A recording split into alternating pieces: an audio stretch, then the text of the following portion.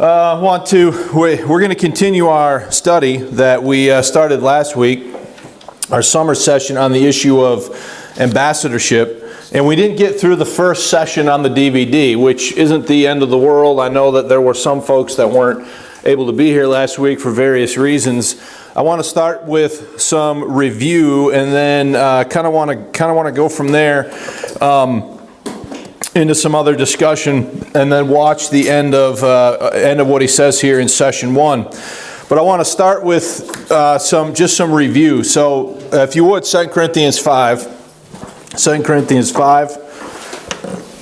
and also again Colossians chapter 1. So we just started getting into where he was talking about the first tactic or strategy, which is the Columbo Tactic, when we kind of ran out of time and had to stop it. So I do want to review some stuff and kind of make sure that we're understanding kind of what he's saying and where he's going with this. 2 Corinthians chapter 5 verse 20 to start with. 2 Corinthians chapter 5 verse 20. He says, now that we are ambassadors for Christ, as though God did beseech you by us, we pray you in Christ's stead, be reconciled to God. So that's a verse that we started with way back in January. Now I'm listing these studies under a different, I'm listing them as a new series, even though they're very much related to what we've done in the past. But I've titled it on YouTube and the church's website as Tactics 21st Century Ambassadorship is what I called it. Okay. And then go to Colossians chapter 1 as well. We looked at this verse last time. So one of the first things that Kukul talks about both in the book and in the DVD was the nature of a 21st century ambassador. Okay, and he talked about how ambassadors need to have essentially three different skills. Okay, and he mentions them as follows. He talks about knowledge. So in other words, you have to know the material. You have to know what the information is. So he defined this as an accurately informed mind. Okay? An accurately informed mind. So this is the believer knowing the Scripture, knowing the doctrine, knowing what's going on as far as ambassadorship. Then he says, the second skill of a 21st century ambassador is wisdom, which he defined as an artful method or a way of going about it, okay, and doing it in a winsome, artful way. And then he also talked about character, and under character he talked about an attractive manner. In other words, going about it in a way that's not going to be off-putting and this kind of a thing, okay. So he's identifying that. He didn't go to this verse, but we did last Sunday, Colossians chapter 1, verse 9. For this cause also, since the day we heard it, did not cease to pray for you and to desire that you might be filled with the knowledge of His will. So there's the knowledge, the desire to be filled with the knowledge of His will. So that's Paul's prayer for the Colossians, right? Then he says, filled with the knowledge of His will in all wisdom and spiritual understanding. So there's the wisdom aspect of it, right? You have knowledge. You know the information, but then you have that knowledge, but you're able to be wise regarding it. Okay, you have wisdom and spiritual understanding. And then he says in verse 10 that ye might walk worthy of the Lord unto all pleasing, being fruitful in every work and increasing in the knowledge of God. And there's the character aspect of that, right? The attractive manner, the walk that's well pleasing, and so on and so forth. So all of those fundamental components are there. Okay. Then he talks about we looked last time at the difference, as he says, between gardening and harvesting, right? And he says that he talks about how instead of thinking that you have to close the deal and get to the gospel in every conversation, that if you go into a conversation with the more attainable goal of just simply putting a stone in someone's shoe, that's the goal to have. And this is the idea of being a gardener and putting the stone in somebody's shoe, giving them something to think about, something to ponder on, something that they can't ignore, that they're going to have to think about more deeply or longer, or whatever term you want to use for it, that might prompt them to come back and ask more conversation, or will at least prime them for when they encounter another believer that is now going to say something different, right? And so we looked at 1 Corinthians chapter 3 and what Paul says there about planting and watering and the Lord giving the increase, and talks about how the planter, I'm messing it up, I think. Why don't you just go to 1 Corinthians 3. I got a lot of different verses running in my mind, not only for this study, but more specifically for what we're going to do later on in the main service. But 1 Corinthians 3, verse 5, who then is Paul and who is Apollos but ministers by whom ye believed, even as the Lord gave to every man? I have planted and Apollos water, but God gave the increase. So we looked at the idea of planting and watering as being involved in that gardening process. God's going to be the one that is ultimately going to give the increase. Statistics vary, but I tried to look it up this week, and my sources, the different sources that I looked at varied somewhat. But they say that it takes about 6 encounters with the gospel before somebody believes it. Okay, before somebody trusts it. Now, that's the average. Obviously, you could think of people who hear it, believe it right away. Okay, you can think of other people that maybe got to have more time invested in before they believe or trust in the finished work of Christ. But the statistics indicate it's somewhere in the neighborhood of 6 encounters before somebody is going to choose to believe. Now, I don't know if that's true. I'm just sharing with you what I read. My experience is that rarely does somebody trust the cross work of Christ the first time you talk to them. Okay? It typically does take more than one conversation before somebody is going to be willing to trust the gospel. But that's not, a few weeks back Tom was going through that sales process and how he's comparing that to evangelism and so forth. And that's where you have to follow up with somebody, and you have to make the connection, you have to follow up, you have to kind of do the necessary steps to try to maintain, make sure that stone, they don't forget about it, right? And that's where, some good thinking on the part of an ambassador is going to be important. Now, I rewatched this week, and he mentioned something that we kind of touched on, but I thought about it in a little bit different way.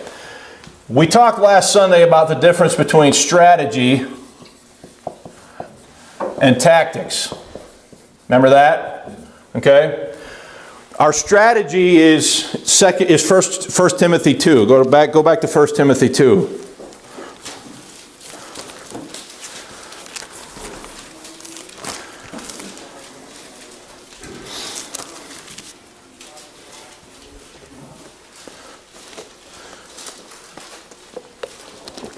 Uh-oh.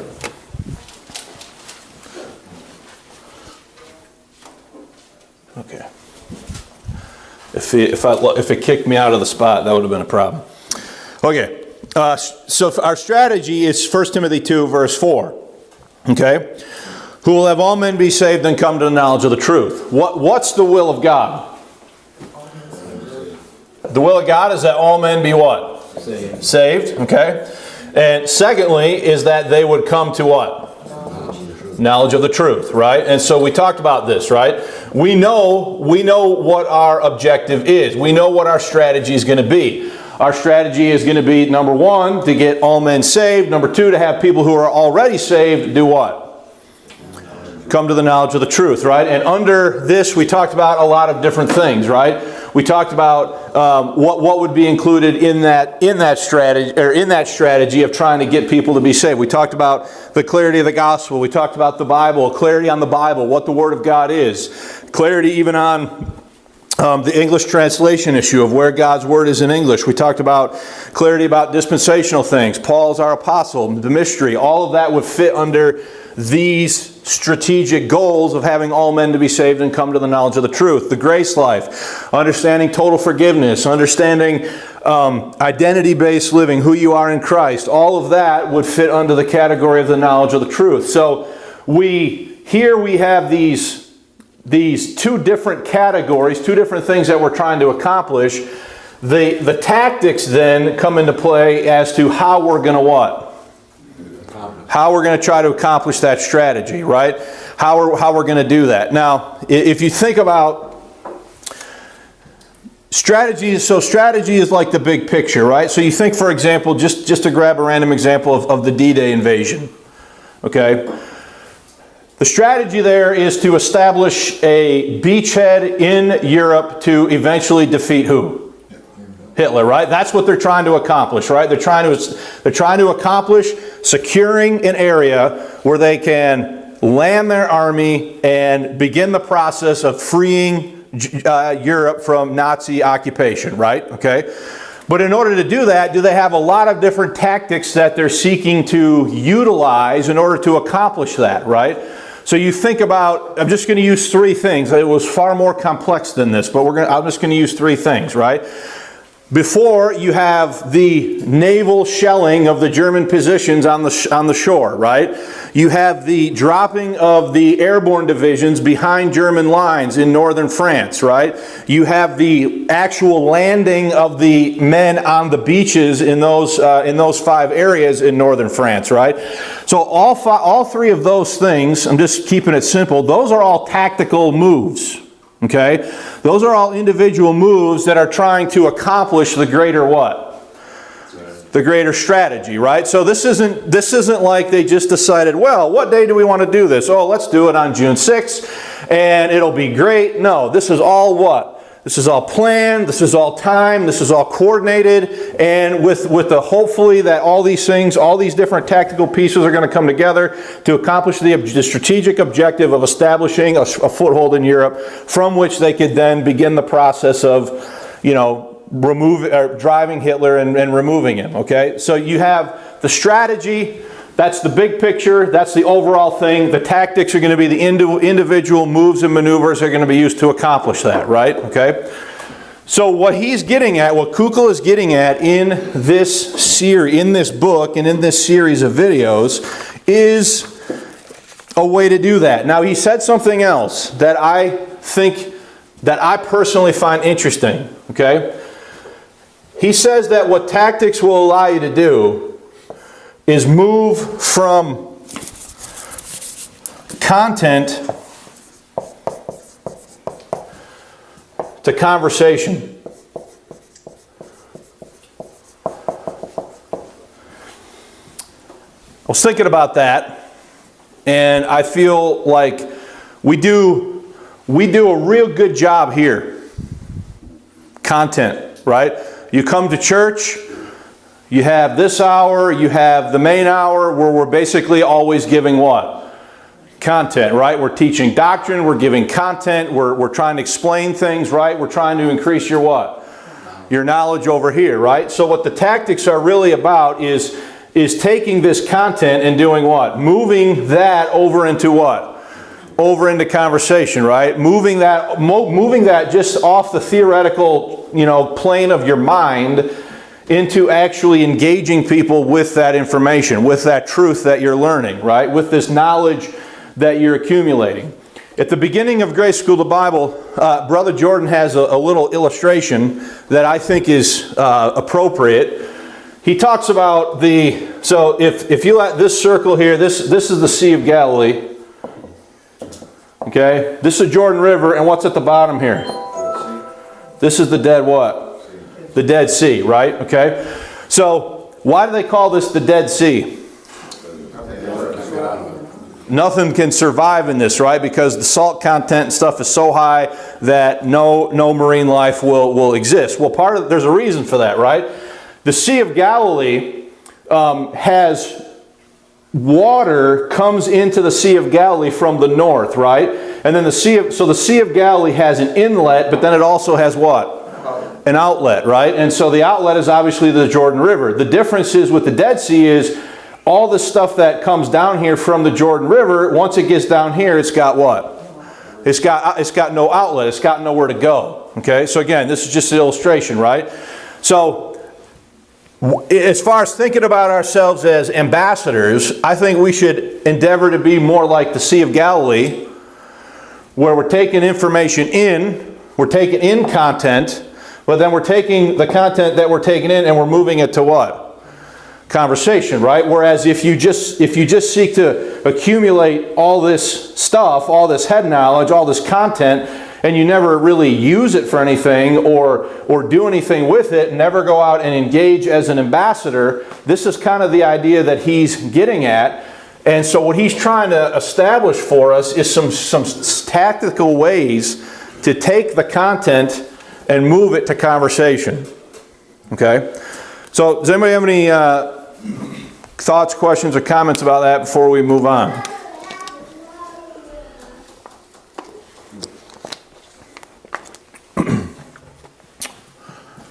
We used to call that sit, soak, and sour. When you get in the Dead Sea, you sit, you soak in a lot of information, and if you don't give it out, then you start to sour. That's good. Grow stale. Sit, soak, or sour.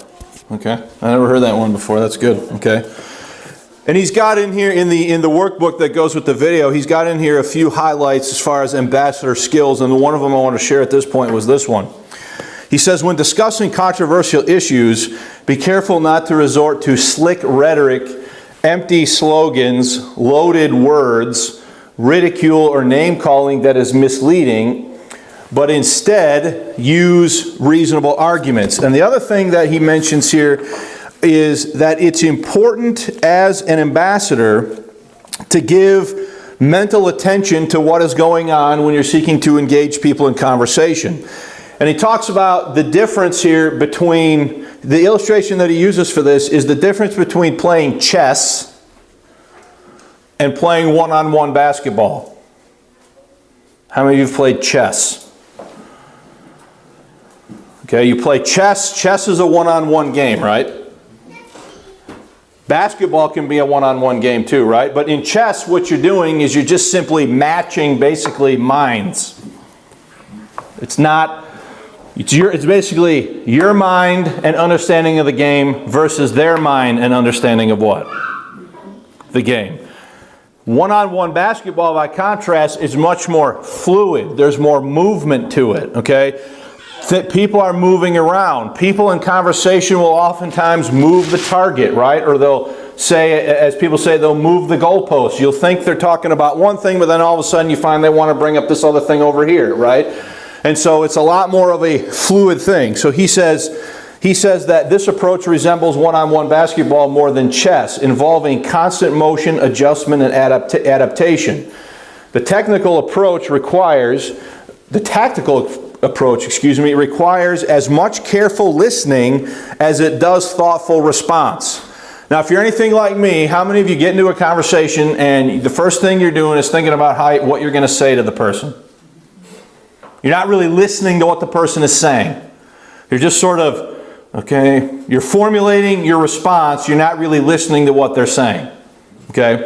So he's recommending that we take more of an approach of trying to listen to understand before responding. So all this is kind of review, along with a little bit of a different thing. A different perspective, thinking about the idea of moving from content to conversation. So what I want to do is I want to play the next segment of the video. We watched maybe 2 minutes of this. There's going to be about 2 minutes of overlap from last week. He's going to begin to explain the Columbo Tactic, okay? And then a couple times, maybe at least once, I want to stop it and make sure that we capture a few ideas on the board so that we can talk about them a little bit further, okay? So he's just starting. I'm going to set this recorder here, so hopefully we get a better volume on the video. If you ever get something that's Salvation Army, my wife taught me always check the pockets because you never know what you're going to... Wait a minute.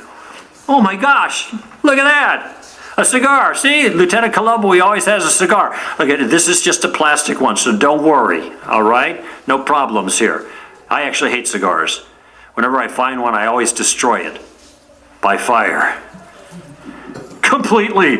I don't want anybody to stumble. Anyway, so Lieutenant Columbo shows up. He also's got a pad of paper, right? But he can't use his pad of paper. Why not? because he doesn't have a pen or pencil. He's got to bum a pencil off of somebody else, right? And this guy walks around the crime scene, scratching his head, mumbling to himself. He doesn't look like he can think his way out of a wet paper bag. He's stupid, but he's stupid like a fox, because at some point, he's going to pause. He's got a method to his madness. He'll pause and rub his brow like he's deep in painful thought and say something like, I don't know, there's something about this thing that bothers me. Do you mind if I ask you a question? And he asks the question, right? And then he gets the answer. You're very intelligent. One more thing. And then he one more tings them to death, right? With question after question after question. Pretty soon people start getting upset. He says, I'm sorry. It's because I ask all these questions, but I can't help it. It's a habit. And this is a habit that you want to get into. The key to the Columbo Tactic is that the Christian goes on the offensive in an inoffensive way with carefully selected questions to advance the conversation. Let me say that again because it's so important. The key to the Columbo Tactic is that you go on the offensive, but you do it in an inoffensive way with carefully selected questions that can advance the conversation. Now, why questions? Well, for one, questions are polite. You ask questions of people, you draw them out. Okay, what's the first reason to ask questions? Polite, okay? Why, so, is that more polite than just going directly after them? All right, if you go after them directly, you're probably going to raise up their defenses. Okay, interested is interesting, basically. So you're being courteous to people when you ask questions of them. Another thing is questions can buy you time. If you're not sure. So what's another reason why to ask, what's another advantage of asking questions? Put together time. They buy you time. Now, when he says that, what does he mean? When he says that questions buy you time, what do you think he means? Gives you a chance to really respond to what the real problem is and time to think about what actually is going on. A lot of times this stuff happening real fast. And you can kind of buy yourself some time by asking a couple questions. The questions may not be, you might even already know the answers, but sometimes you might want to ask a question just to allow yourself some ability to think through what do you want to say or how are you going to respond. So number one, they're polite. Number two, they buy time. How to proceed, you're not sure where to go. Well, you ask these questions, you could be thinking about it. Another thing is questions get you valuable information. So what's a third advantage to asking questions? Information. You can gain information. Okay, well, in a minute he's going to go over the first Columbo question, which is what do you mean by that? And if you just ask that question, you're going to be gaining information about what the person means, what they think, why they think it. So there are some real advantages of asking questions here that he's covering. Which direction to go. But the biggest value of using questions is it puts you in the driver's seat. Okay, so fourthly, he identifies that the biggest advantage is it puts you where?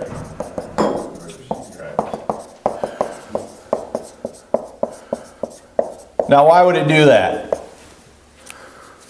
How would asking a question put you in the driver's seat of a conversation? If we're talking about moving from content to conversation, if we're talking about the use of questions to go on the offensive in an inoffensive way,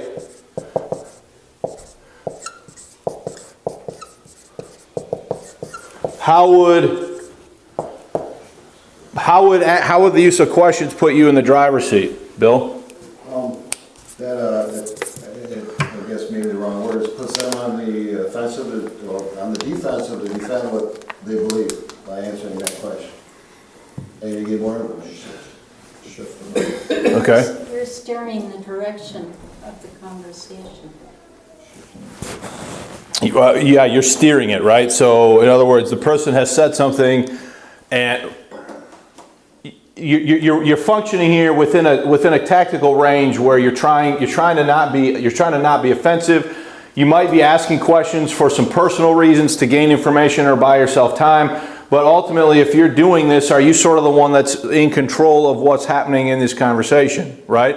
One of the biggest reasons I feel that people don't engage in conversation is because they don't feel like they have any skills or tactical strategies for what if they get mad at me, then what am I going to do? What if they ask me a question that I can't answer, then what am I going to do? Okay? Hey, if you get asked a question that you can't answer, you just say, I don't know. If you could give me some time, I'll certainly look into it and get back to you. Would that be okay with you?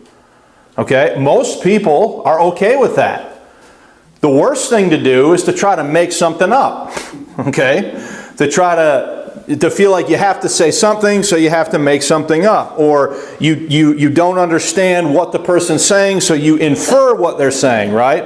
And then you begin sort of attacking what your perceived understanding is of what they're saying, or responding to that when you're missing the point, or that's really not what they're saying at all, right? So there's an ambassador skill box, and he says here, misrepresenting a view, even by accident, is a serious misstep.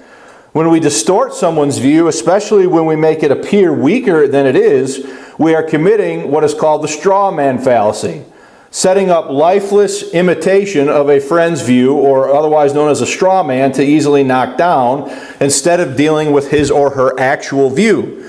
If you're guilty of setting up a straw man, and you may find you're given a brilliant refutation of a view that the other person does not actually what?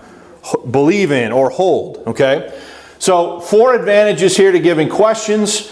The main use of the questions is to go on the offensive in an inoffensive way. Okay? You're in the driver's seat. The focus isn't on you, it's on the other person. You're the one who's in the driver's seat. You're managing the conversation. Okay? So here's a simple guideline for you. If you hit a roadblock, ask a question. If you get into a difficult situation, ask a question. If you're not sure where to go next, ask a question. Now, Columbo is going to be your game plan. Remember, I promised you I was going to give you a game plan? That's Columbo, okay? It's going to give you the ability to maneuver in conversations. Now, there are 3 different uses of Columbo, and over our course, we're going to talk about each one of those things. There are 3 parts, in other words, of the game plan. Here's the first part of the game plan, the first application of Columbo. The first part of our game plan is to gather information. Remember, when Columbo comes on the crime scene, he's got to gather information to be able to solve the crime, right? And that's the same thing that you're going to do. I want to emphasize this because I don't want you to get ahead of yourself. This is easy to do. We have a game plan that we're going to talk about. This is the first step. And what I mean by that is, when you get in a circumstance where you'd like to have an impact for Christ, the first thing you think about doing is not getting to the gospel, not answering questions, not dealing with challenges, just gathering information. Okay? You want to know the lay of the land before you can go further. Now, a question can be a casual conversation starter. It can buy you some valuable time. But most of the time, you just need more information to know how to proceed further. I had a fellow that was sitting next to me in an airplane. And we got in a conversation. I was using the game plan, and it became obvious through our conversation that I was a Christian. He said he wasn't. Well, that's good to know. He said he used to be a Christian, but he's not anymore. Do you think that's important to know? I'd say so. In fact, he used to be a preacher's kid. I said, John, how do you used to be a preacher's kid? Did your dad die or something? He said, no, my dad didn't die. He's just no longer a preacher. In fact, he's no longer a Christian. Do you think that's good information? You think there's any baggage sitting here next to me? Can you imagine if I had just started out with the simple gospel with this guy, how he would have responded? Been there, done that, and it hurt. Okay?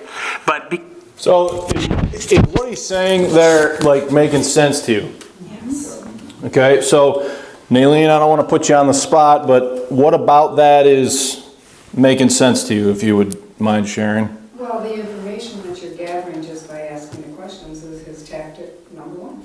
You know, you learn what their situation is and how they feel about Christianity or whatever it is you're seeking. So then can you make then a situational adjustment? You're not adjusting the truth. You're not adjusting the content. You're not changing the gospel. You're not changing what this is. But you're able then to navigate or make a situational adjustment in the what? in the conversation to hopefully have that come out to the better is what he's getting at, okay? Bill, you look like you had a comment possibly. Am I misreading you? No, I'm just thinking how difficult it is sometimes, we already talked about it, to listen when your mind's already going on something else that was already spoken or said in that 4 steps out there. Just an observation, that's hard to listen. So again, the point of this is not to just, I guess we're giving content, right? I mean, we're giving you a content in the sense of a way to think about having what? Conversation. But the goal of what he's presenting here and the goal of that book is not to just give you more content, it's to help you take it and lead to this, right? As you take your 21st century ambassador skills here that he has identified, understanding the difference between gardening and harvesting with the goal of putting a stone in the shoe. So now he's asked some questions and he's ascertained with the guy on the airplane that, you know, he's really told him a lot, right? He's told him about the family dynamics. He's told him about their past, you know, history as far as what they've believed and how they function and so forth. He's really told him quite a bit at this point. Because I asked him these questions and drew him out, I'm gathering information so that a kind of I could see a topography, spiritually speaking, and where he's at. And I realize that there are minefields there. And now I know how to respond so I can avoid those minefields. So our first step in the game plan is to gather information. And here's the model question that I'm going to give you. That model question is, what do you mean by that? This question, what do you mean by that, can be used in lots of different ways. It's the question I asked the witch in Wisconsin. I looked at her jewelry. I said, does that jewelry have spiritual significance? What do you mean by that is basically the question. Somebody says to you, there is no God. Well, you could start giving all kinds of arguments for the existence of God, but maybe be better to say, what do you mean by that? That is, what kind of God don't you believe in? Maybe you don't believe in a God that's up on a throne somewhere with a long beard in outer space. I mean, I don't believe in that kind of God either. Maybe they don't believe in a God of organized religion, but they believe in some kind of force. Maybe they believe in nothing but the natural realm. You can't go further effectively if you don't know what that is, okay? Once a student said, everything's relative. How do you respond to that? Well, I would never go after the issue itself without asking some questions first, like, what do you mean by relative? I know what it means, but I don't know that he knows what it means. And what do you mean by everything? I mean, if everything means everything, isn't the statement everything is relative part of everything? Which would make that statement what? Also relative. You see the problem there. Once I had a call on my radio show and somebody said, what's a good book on Buddhism? I said, why do you want a good book on Buddhism? See, that's what do you mean by that question? And he said, well, I have a friend that I work with who's a Buddhist and I want to know how to share Christ with him. I said, well, don't get the book. That's going to cost you money. You got to read it. And it's probably not his Buddhism anyway. I suggest that you go and you grab your friend and you take him to the local watering hole and buy him a latte or something like that and ask him. I'm a Christian. I understand you're a Buddhist. I don't know anything about Buddhism. Can you tell me? And you're going to get an education on Buddhism from that individual. Notice that is also a, what do you mean by that? Tell me your Buddhism. So there are lots of ways to use this question. Just one thing to keep in mind though. Sometimes when you ask, what do you mean by that? You're going to get what I call the sounds of silence response, which means they're not going to know what to say. Now you think that they would know what they're thinking about and what their beliefs actually entail, but it's not always the case.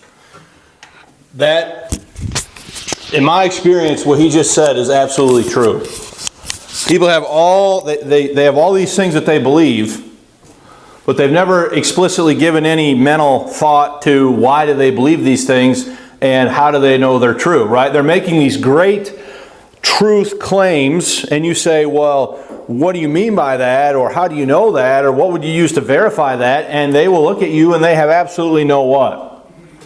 No idea. They have no idea, okay? Because most of the time, they're probably just repeating something that they've heard, either on the news or something a family member said, or some other thing. They're not really studying the issues themselves. They're not really looking into arguments like for whether or not God exists or whether or not Christ rose from the dead, those kinds of things.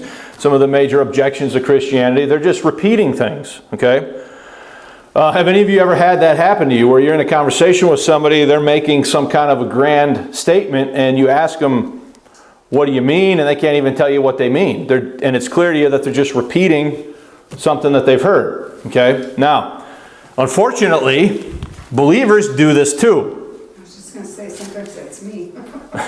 Well, I mean, we're not criticizing that. We're trying to work through a game plan to help you with that, right? That's what this is about. But a lot of times believers will just repeat stuff. And they have a lot of like platitudes that they say and can recite, but if asked what does that mean, or how do you know that, or something along those lines, they can't tell you really boo about why they think any of those things. Now that's not true all the time, but it certainly is the case in some instances. Okay, so let's finish the video, and then I've got some of these scenarios that I kind of want to go through and get you guys have some discussion around some of these scenarios and what are some things that could be said.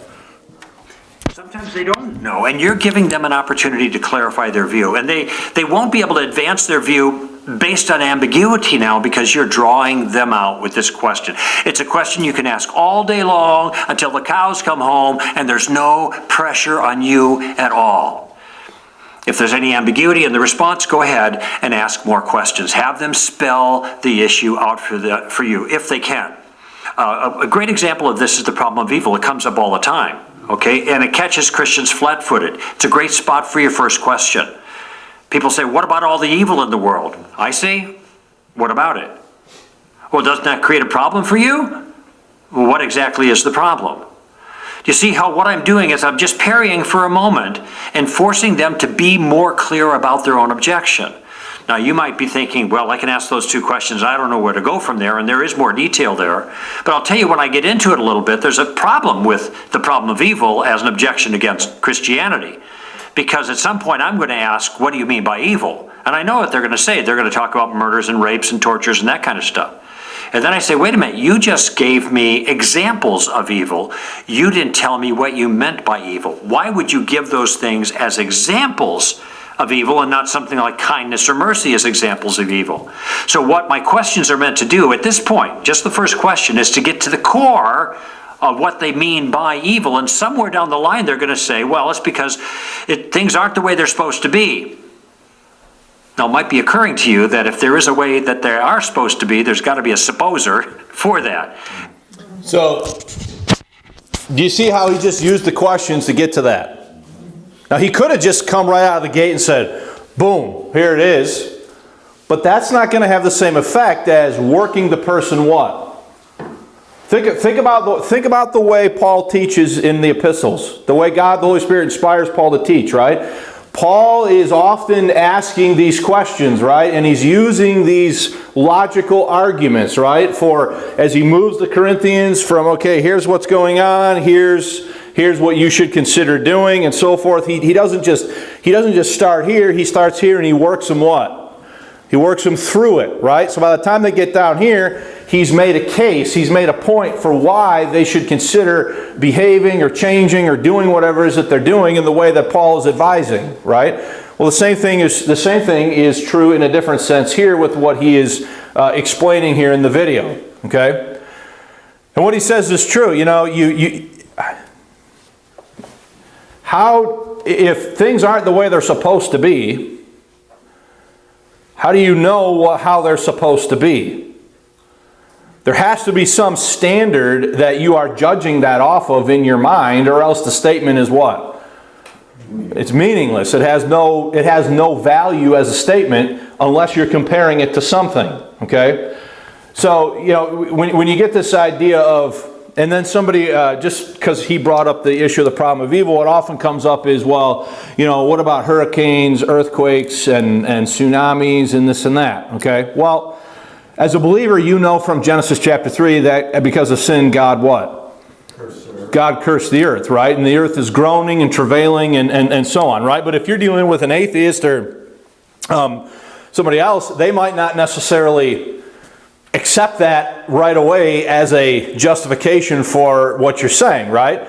But the reverse is also true. Do humans do dumb things? Like, for example, building major cities below sea level in hurricane zones. Okay? So you think about that hurricane that hit Louisiana, right? Or, Katrina hit New Orleans, right? Okay? Well, the whole city is built with this whole system of levees and stuff that keep the water out, right?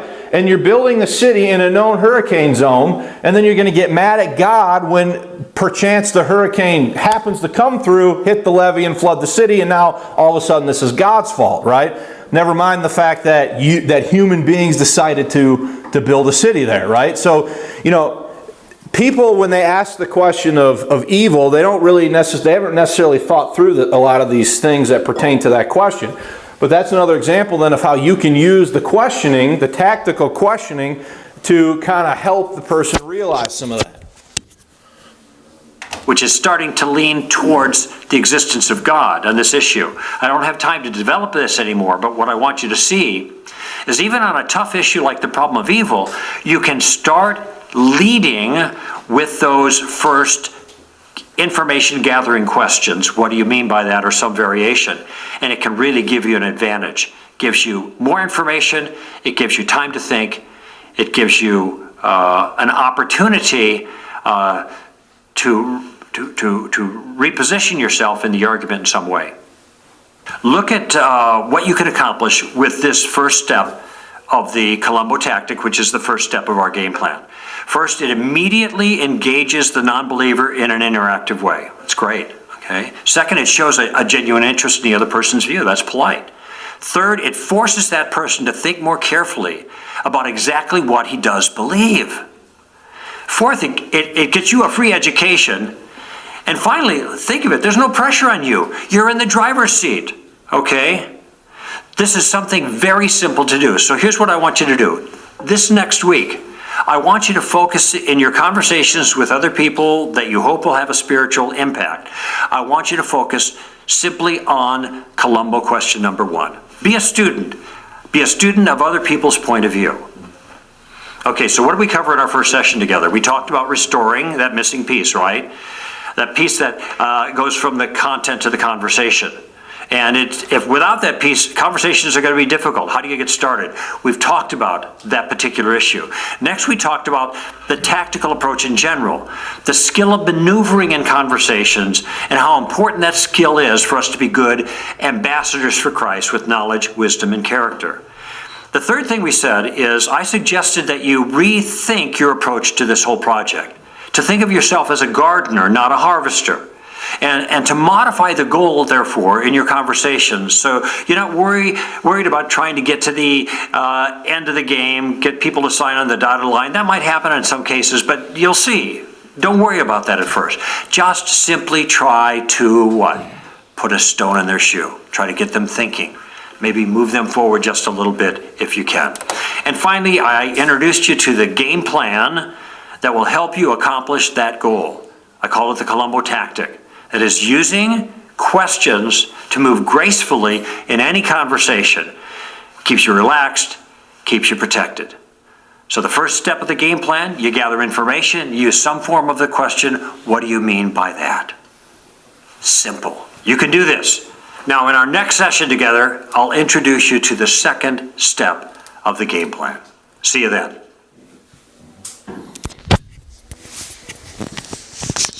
All right, did anybody have any other, yeah, Nate? I've read this before and I've done a few things like this in school and stuff, and I love this approach.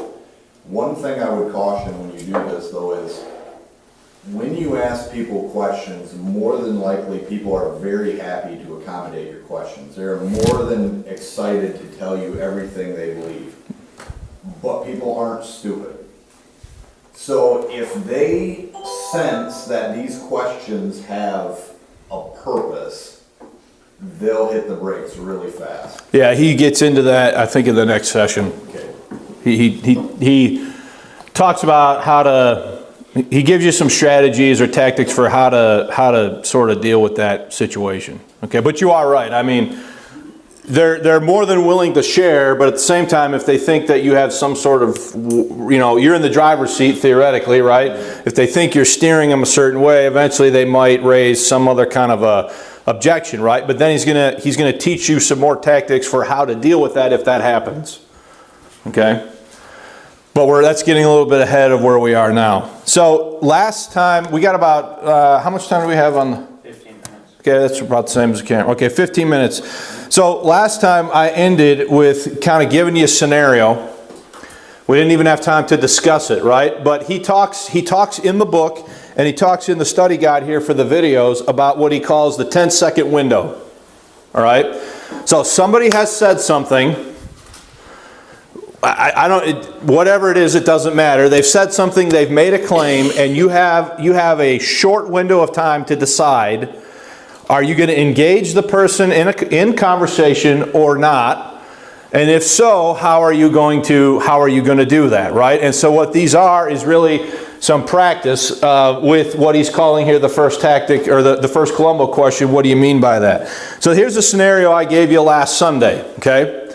So here's the scene. You're at a dinner party at a friend's house with one of your close friends from church. The conversation ranges naturally over a number of interesting spiritual topics.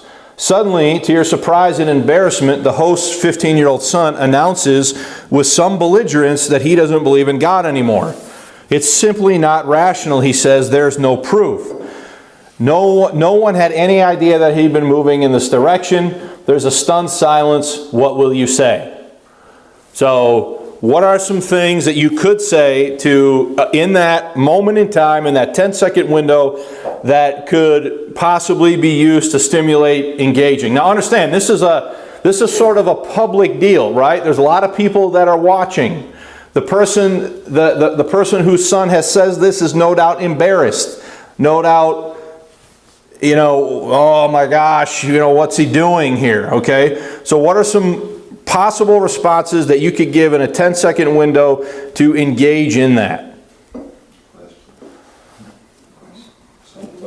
Like what? How did you come to that decision? Okay, how did you come to that decision? Easy. Right? Now, what is he going to have to do? He's going to have to explain it. Right? And then as he begins to do that, can you follow up with more questions? Okay, Nate? I would clear the floor for him first. Obviously, in that kind of situation, there's going to be his parents and other people are going to want to jump on it and kill it right away. And, how dare you talk like that or whatever. So clear the floor for him and say something like, it's a very interesting idea. Let's look at that further. We would all like to hear what you have to say on that and then ask a question. Basically cue everybody else in that. Let's let him talk and have his space. Don't just jump down his throat, and let's hear what he has to say. Then start asking your questions. Make him feel like he has the floor, Okay. Anybody else? Fred, were you going to say something? So here's another one. It's the night of your weekly Bible study group. And during a discussion, a newcomer says, "Who are we to say Christianity is better than any other religion? I think the essence of Jesus' teaching is love. The same as all religions, not telling other people how to live or to believe." The rest of the group fidgets awkwardly but says nothing. What do you say?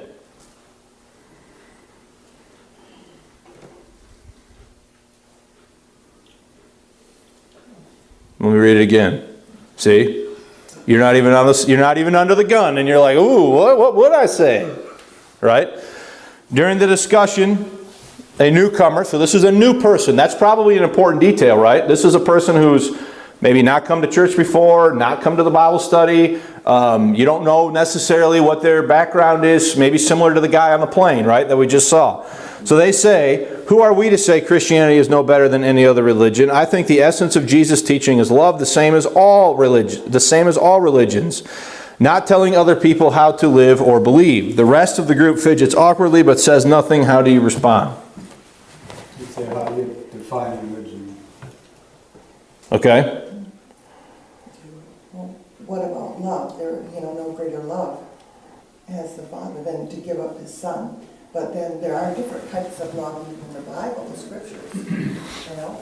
What kind of love? Man's kind of love one to another? I mean, that's gonna fail you. So you could say, how do you define love? That would be a variation of this question, right? Okay.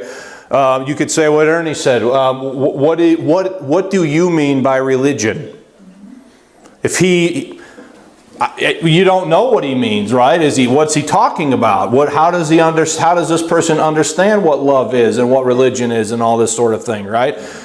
So just by asking those simple questions, you can accomplish these things, okay, that we're talking about here. Just got one more. You're riding the university shuttle with a friend. So this one will be good for you, Caleb. It's been your experience. You're riding the university shuttle with a friend who notices a Bible in your backpack.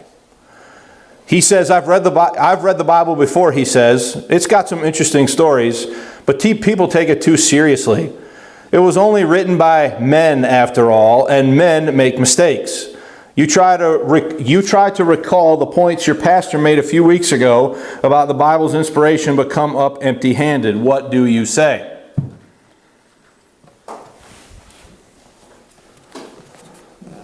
Do you have other books in your library that you believe by men? And the inevitable answer is going to be yes. So then what could a follow-up be? What are they? Okay, what are they? What? So then why do you put such a high standard against the Bible? Good. So what makes those books more authoritative in your mind than the Bible if you admit they're both written by what? Men, right? So just by engaging in that process, you can draw out a lot of information from the person and figure out what their real objection is, or what their major goal or motivation might be. Okay? What's that, Nailene? I just said it's not as easy as it sounds. Okay, let's talk about that. What do you mean by that, Nailene? Yeah, I just, like if that was my situation, I wouldn't know how to pick that up, those questions, what you said. I just don't. Yeah. I kind of equate this process to like sparring in Taekwondo. Like their statements are kind of like your opponent throwing a kick at you, and there's a whole myriad of counters that I could employ. But if I try to focus on, okay, let's go through my list of counters here, what would be the best one to use? It's too late, I'm on my butt because he kicked me. So if you pick a few things that work best for you and hone your skills there, then you don't even think about it. As soon as you see him twitching, you know this is what I'm doing, and then he is the dude who ends up on his butt because you threw an effective move to counter what he did. I think that's an excellent point. So maybe I think what he's saying there is, don't get caught up, Nailene, in thinking that you have to have the exact correct answer for everything. Just focus on a few things that you can have in your toolbox, so to speak, to engage the person in the conversation. That's really essentially what we're talking about. But I do agree with what he's saying. In these situations, there is usually a very short period, a very short window of time that you have to decide what you're going to do, if you're going to act, and if so, what are you going to do? What are you going to say? How are you going to choose to engage the person or the situation or the circumstance? So having a reservoir of tools, for lack of a better term, that you're comfortable using would be a big first step.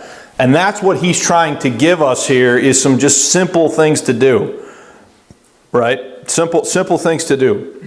He goes on he says in the guide notes, he says, sometimes the first Columbo question is directed at a specific statement or topic of conversation.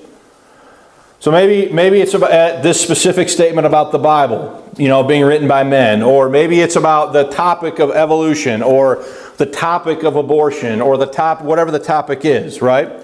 So he says other times the question can be more open-ended to make friendly conversation to draw the person out a bit, okay? And as the discussion continues, gently guide the dialogue, if you can, into a more spiritually productive direction without additional questions, or excuse me, with additional questions. So, you know, that's the guys. There are guys that I work with who are more than happy to talk to you about football, basketball, baseball, every other thing under the sun, right? But as soon as they think the conversation's even remotely going in the topic of religion or theology, they don't want any part of it, right? So if you can, I've thought about this a lot. I've thought about ways to, okay, they're talking about this or they're talking about that, this game or that game or whatever. How can I try to at least get them to think about something using that as a conversation starter? I would freely admit to you that I haven't necessarily found a good way to do that. Part of that is, you know, the context of where I'm at and what else is going on, and you know, you have to take all those things into consideration too. Do I have enough time to do this? If I engage, am I going to have enough time to really, you know, do this in a way that's going to be productive? But if you're just going to try to accomplish that, you don't necessarily need 3 hours. You might be able to do that in 5 minutes, 10 minutes, 3 minutes, depending on what's happening. Okay? So we're about out of time. And so what I want to do next time is we're going to look at the second lesson. And in the second lesson, he is going to talk about refining Columbo, using Columbo, the second question, to establish the burden of proof, and then also deal with what do you do when somebody picks up on what you're doing? How can you skillfully address or deal with that issue as well? Okay, so we'll look at this. You're still on your homework. Just be in chapters 2, 3. What did I tell you to read last time?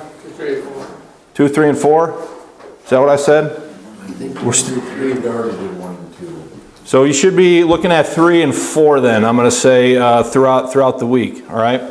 So thanks for your attention, and we'll look at that, continue looking at this next time.